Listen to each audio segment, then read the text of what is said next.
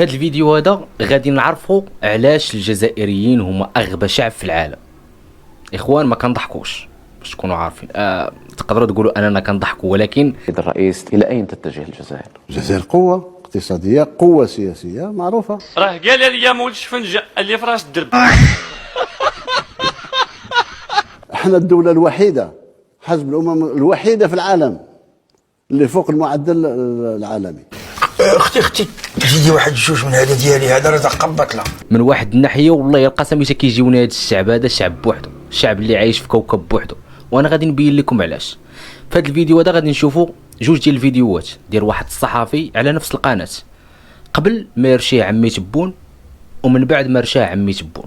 كيفاش البلان هادشي اللي غادي تشوفوا معايا في هاد الفيديوهات.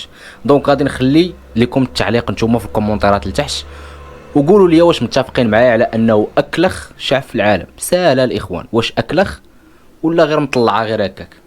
دونك نبداو على بركه الله. نشوفوا اول فيديو ديال الصحفي ديالنا. لم أكن أتوقع بأن المغرب الأقصى يمتلك ملاعب رائعة وبنيات تحتية عالمية بهذا الشكل، والبلد المجاور الذي هو الجزائر يمتلك حاليا ملعب ليصلح لأي شيء إلا لبعث الأبقار، يعني لتأخذ من ذلك العشب ما تراه مفيد لبطنها.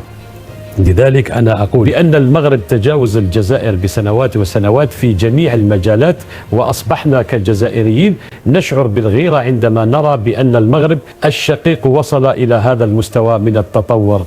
حتى لهنا الإخوان هذا الصحفي قال غير الصراحة وقال غير الحقيقة. دونك الإخوان هادو هما الملاعب ديال المغرب اللي غادي ننظموا إن شاء الله الكوب دافريك. دونك نشوفوا التصريح الآخر من بعد ما رشاه عمي تبون. فريد مطاوي، ما رأيك؟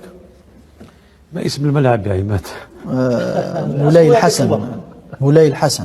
طيب، ملعب مولاهم الحسن، لأن لا مولى لنا سوى الله يا عماد. أكيد سبحانه وتعالى. طيب، ملعب مولاهم الحسن غير جاهز، وكدليل على عدم جاهزية هذا الملعب البلد برمته وبكل ملاعبه يعني أجل هذه الدورة لسنة كاملة.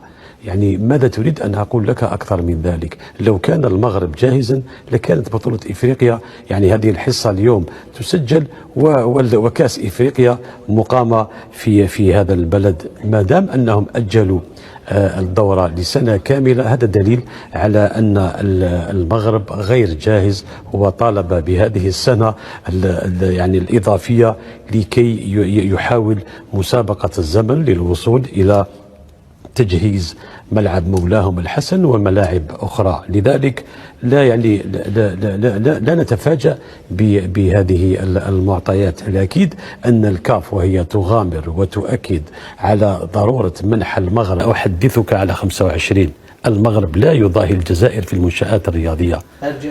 غير جاهز بالنسبة للجزائر. كيف تفضل يعني بلد يضع أمامك مشروع بناء وترميم ملاعب؟ أنت يعني قدمت بعض الصور لملاعب تنزانيا وما إلى ذلك. أعطينا صور إسحاق. طيب، كنت أتمنى. واش غنقول لك اودي الصحفي ديالنا الله يمسخك ان شاء الله في هذا النهار هذا. دونك هذا هو التصريح اللي كان قلت لكم غير شي شهرين دابا قبل الشان، وهذا التصريح ديالو غير شي 3 ايام دابا. يعني شتانه بينه وبينه. وشوفوا باش تعرفوا بان الفلوس كدير، يعني راه ما جاتش غير هكاك، راه الفلوس راه تقدر تفتح طريق وسط البحر.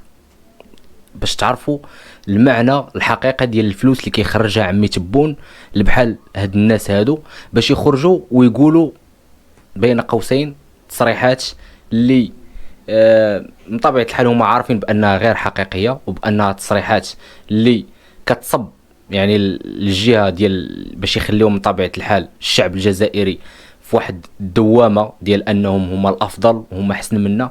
حيت باش تعرفوا بان الشعب الجزائري كيفاش مستحمرينه بواحد الطريقه اللي ما تجيش لكم نتوما على البال. هو ان عمي تبون شنو كيدير لهم؟ كيعطيهم ياكلوا شي حاجه، وهذا الشيء اللي كياكلوا شنو هو هي المقارنه ديالهم بالمغرب.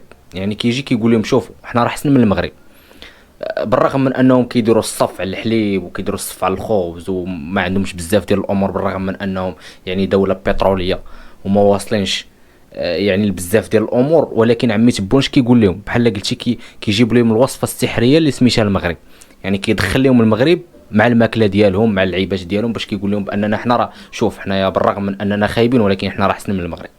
يعني هذا الشيء اللي كاين، باش تعرفوا بانه يعني اسهل حاجه هي انك تستحمر جزائري. وتحيه للجزائريين. خليوا لي الاراء ديالكم في لي كومونتيرات لتحت، والسلام عليكم.